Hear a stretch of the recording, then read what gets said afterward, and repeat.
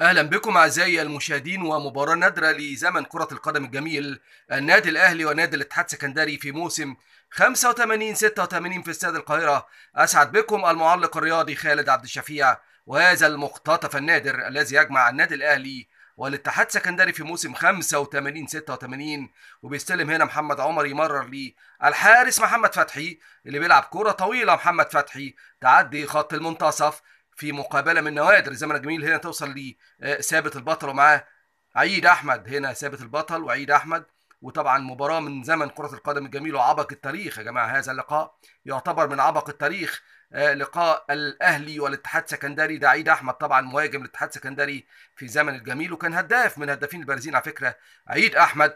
وطبعا مباراه جمعت الاهلي بالاتحاد السكندري في موسم 85 86 في استاد القاهره. وطبعا طبعا هنا بقى كان في احتكاك بسيط كده بدون اي ايذاء يعني بين ثابت البطل وعيد احمد، انما طبعا دي من نوادر الزمن الجميل. وعيد احمد ده النجم الكبير طبعا. وهنا بقى الاسناوي بيتكلم مع كابتن علي الكيلاني مدرب الاتحاد السكندري في ذاك التوقيت، انما كان المدير الفني وقتها نادي الاتحاد الكابتن فؤاد مرسي، مدير فني نادي الاتحاد السكندري وقتها. وده الكابتن علي الكيلاني مدرب عام للاتحاد السكندري. وده الكابتن طبعا عيد احمد بيتعالج مع الدكتور فضل، ده الكابتن دكتور طه اسماعيل المدير الفني للنادي الاهلي في ذاك التوقيت. وجنبه الكابتن عمرو ابو المجد طبعا مدرب عام النادي الاهلي في ذاك التوقيت. ودي نوادر الزمن الجميل ومقتطفات نادره من زمن كره القدم الحلو الجميل ده. البدلاء الاتحاد السكندري طبعا خميس حسن وعاطف محمد قام، هنا عيد احمد. وبنعرض لكم هذا المقتطف النادر للقاء نادر جدا يجمع النادي الاهلي والاتحاد السكندري بوجود نجوم الاتحاد السكندري في ذاك التوقيت عيد احمد، محمد نور، حسن مرسي، طبعا موجود طارق العشري، الاسناوي، محمد عمر، محمد نور، حمدي قاسم، علاء مدحت. هنا بيستلم ثابت وبمر كره طويله ثابت البطل توصل ربيع ياسين، تقطع من ربيع ياسين وتوصل لعمر. محمد عمر بيلعبها اماميه في اتجاه احمد شرف المهاجم الثاني في اثنين مهاجمين نادي الاتحاد، احمد شرف وعيد احمد. وبيكمل من جهه اليسار في انطلاقات من الخلف الامام علاء مدحت، وفي جهه اليمين انطلاقات من خلف الامام ابراهيم الاسناوي توصل ل اسامه عرابي.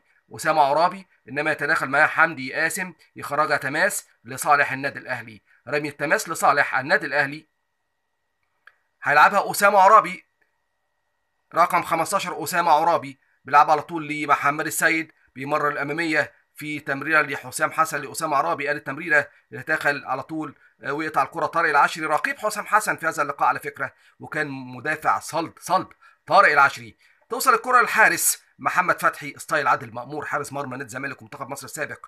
عادل مامور طبعا هذا الحارس محمد فتحي حارس مرمى الاتحاد السكندري بيلعب الكره الطويله في اتجاه عيد احمد مع محمد سعد رقيب عيد احمد في هذا اللقاء. توصل جهه اليسار في محاوله لنادي الاتحاد السكندري ترتد بهجمه مرتده لصالح النادي الاهلي. وتوصل الكره الى محمد السيد. مباراه نادره وقديمه موسم 85 86، والله كويس ان الصوره كده. توصل الكره الى ربيع ياسين يمرر الى علاء ميهوب، زاد علاء ميهوب وبيتقدم ميهوب وبيمر، انما يقطع مين؟ ابراهيم الاسناوي. برافو يا اسناوي. مدافع ايه؟ مدافع ده حسن مرسي، ده حسن مرسي اللي قطع، حسن مرسي اللي قطع ومرر الكره لاحمد شرف. وهنا ترجع الكره مره تاني. حسن مرسي ده ايه؟ من ركائز وسط ميدان الاتحاد السكندري.